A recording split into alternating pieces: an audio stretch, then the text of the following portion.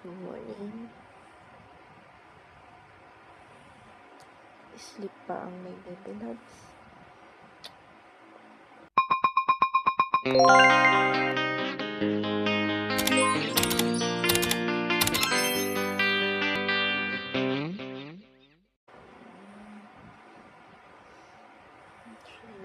Nagising na siya kanina.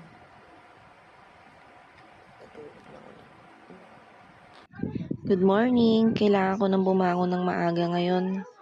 Dami kong ligpitin. Inuna ko na nga palang iligpit yung mga laruan ng anak ko. At ngayon, isasampay ko yung mga tuwalya sa terrace namin. Iniwan kasi ng mga anak kong basa. Naligo. Nag-church kasi sila. Hindi na ako nakakasama ng church kasi araw-araw puyat ang nanay. Alam nyo na. Always duty. Night duty actually. Ayan, nagligpit na nga ako ng mga damit ng anak ko. At sumilip nga dito si Potpot, tinatanong ko kung bakit. Hindi naman kumibo. At yan, dumating na nga pala ang panganay ko. At may sinasabi siyang ipabibili daw dun sa tatay niyang folder na kulay blue. O ayan, di ba mukha siyang butete. Sayaw na sayaw yan lagi. O ayan si Potpot, tinatanong ko kung bakit sumilip siya. Sabi niya titignan lang daw niya kung gising na si Bebe. O ayan, gising na nga siya dahil ang ingay nila. Ang botsog-botsog na yan. Hi, baby! Baby! May daddy. Tignan mo, wala. Hindi pa nakapagpagupit.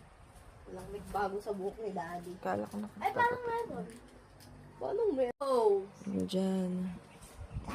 Wala. Botsog ka, baliktad dati.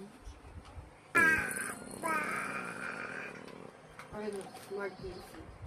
Sabi. At tuluyan na nga akong bumangon. Nahiga pa kasi ulit ako kasi tinatamad pa ako ng berries light.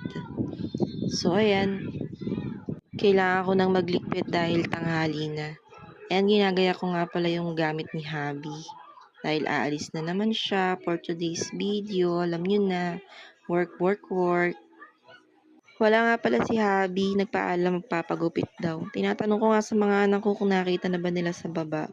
Hindi daw nila alam.